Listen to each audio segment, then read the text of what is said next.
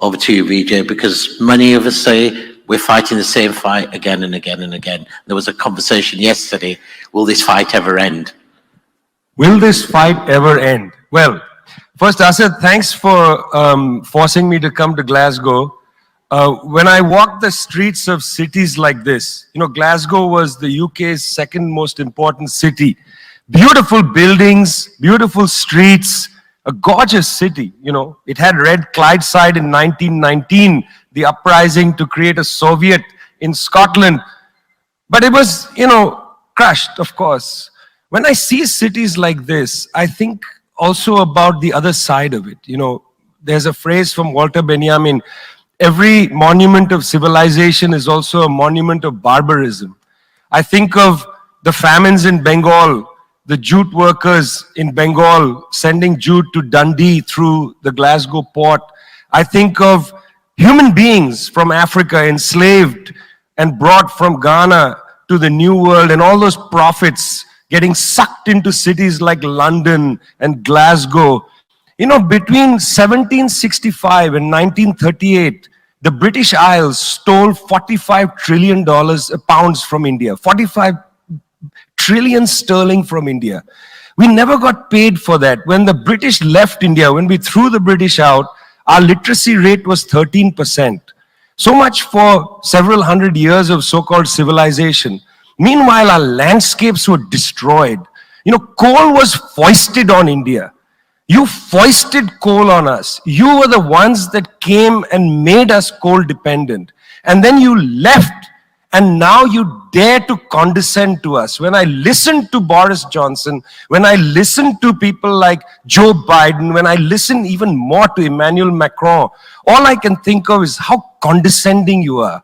You condescended to us 400 years ago. You condescended to us 300 years ago. You condescended to us 200 years ago. You condescended to us 100 years ago. You're condescending to us today. You only know condescension because for you, colonialism isn't something that happened in the past and we defeated you. It's not that. For you, colonialism is a permanent condition. And that permanent condition happens in two ways. There's the permanent condition of the colonial mentality. You want to lecture us. You want to tell us that we are responsible for all the problems because you'll never accept that you're the one principally to blame. You signed the Rio Formula in 1992 on common and differentiated responsibilities. You like the common part. You like the common part. You like to say we're all in this together and so on. We're not in this together. The United States, 4-5% of the world's population, still uses 25% of the world's resources. You outsource production to China and then you say China is the carbon polluter. China's producing your buckets. China's producing your nuts and bolts. China's producing your phones. Try to produce it in your own countries and see your carbon emissions rise. You love lecturing us because you have a colonial mentality. Then there are colonial structures and institutions. You lend us money, and every time you lend us money, which is our money, every time the International Monetary Fund comes to our societies and they tell us, here's the money we are giving you. No, it's our money. You give us our money back as debt, and then you lecture us about how we should live. It's extraordinary. It's not just a colonial mentality. It's the colonial structures and institutions which reproduce themselves year after year after year. And let me tell you something. The climate justice movement, not clued enough on this. Not clued enough on this. The climate justice movement is a movement that says we're worried about our future. What future?